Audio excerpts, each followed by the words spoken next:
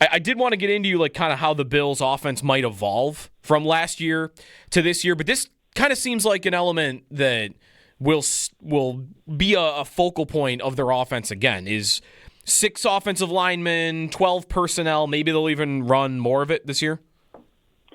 Yeah, I think there's some identity pieces of the Bills' offense, and that I expect to carry over year, where I do think you'll see a good amount of heavy personnel, which is multiple tight ends or multiple backs, or continuing to use that 6th offensive lineman.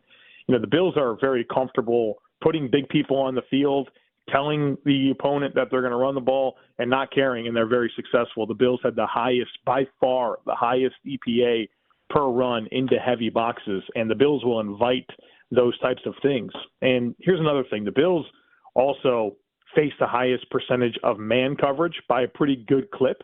They also face the highest percentage of one-high middle-of-the-field closed coverages.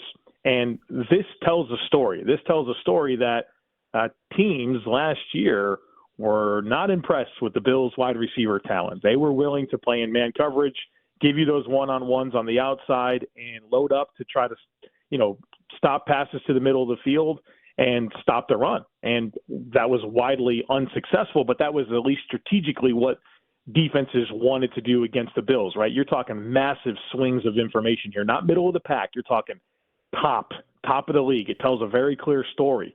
And where the opportunity exists this year is with better receiver talent, hopefully with Josh Palmer and Elijah Moore.